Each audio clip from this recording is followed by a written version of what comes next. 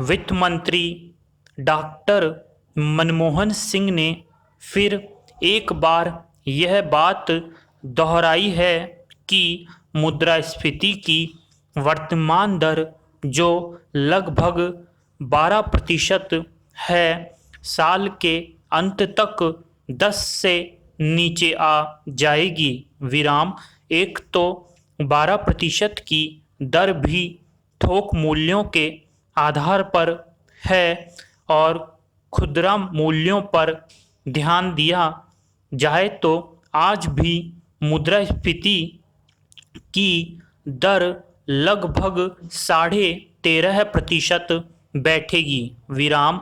दूसरी बात यह कि यदि मानसून में सही वर्षा नहीं हुई और कृषि उत्पादनों में कमी आ गई तो मुद्रास्फीति की दर घटने के स्थान पर और बढ़ने की आशंका रहेगी। विराम। ट्रक ऑपरेटरों की हड़ताल जल्दी खत्म नहीं हुई तो कीमतें बेतहाशा बढ़ेगी। विराम। इसके अलावा जुलाई से अक्टूबर तक का समय ऐसा होगा जब जमाखोरी करने वाले भी अपने प्रयास में जुट जाते हैं। विराम। इसलिए मुद्रास्फीति की दर में गिरावट कैसे होगी यह फिलहाल समझना मुश्किल है। विराम। सबसे अधिक चिंता की बात यह है कि निर्यात बढ़ने की संभावनाएं धरी की धरी रह गई। विराम।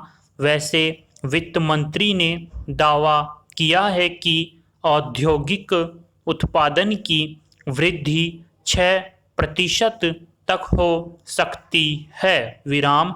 फिलहाल इस दावे पर विश्वास कर भी लें तब भी औद्योगिक उत्पादन में वृद्धि के साथ साथ कृषि उत्पादन दर में कम से कम 3 या 4% की वृद्धि आवश्यक है, जबकि पिछले साल यह वृद्धि दर 1% भी नहीं थी। विराम।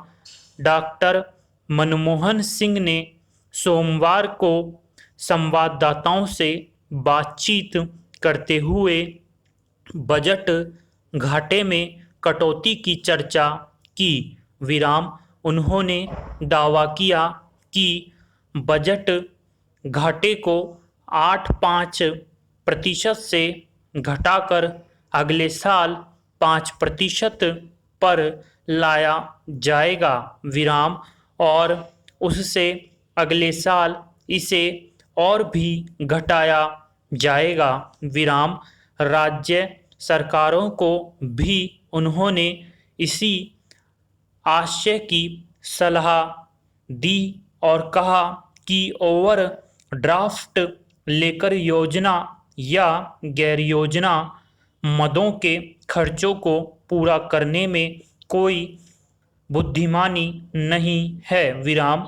आदर्श रूप में यह बात अच्छी लगती है कि बजट घाटा कम किया जाए और विश्व बैंक तथा अंतर्राष्ट्रीय मुद्रा कोष ने भी ऐसी ही सलाह दे रखी है। विराम। लेकिन राज्यों के पास पैसे कहां से आएंगे? विराम। केंद्र सरकार तो अंतर्राष्ट्रीय वित्तीय संस्थाओं से किसी अन्य देश से कर्ज भी ले सकती है, लेकिन राज्य सरकारें क्या करेंगी? विराम।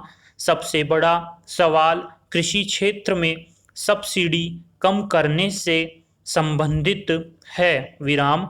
वित्त मंत्री का कहना है कि उर्वरकों पर से सब्सिडी हटाना जरूरी है। इस पर एक समिति विचार भी कर रही है। विराम।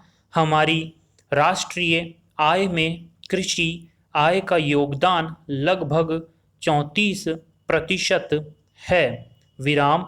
देश की आबादी का 70 प्रतिशत कृषि कार्यों में लगा हुआ है विराम।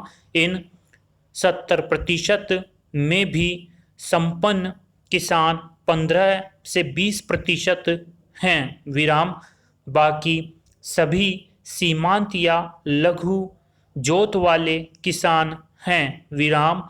उर्वरकों पर से पूरी तरह सब्सिडी हटाने का अर्थ होगा कि छोटे किसान बुरी तरह प्रभावित होंगे और कृषि आय पर विपरीत असर पड़ेगा विराम। कुल मिलाकर यह अर्थव्यवस्था के लिए ही नुकसानदेह साबित होगा।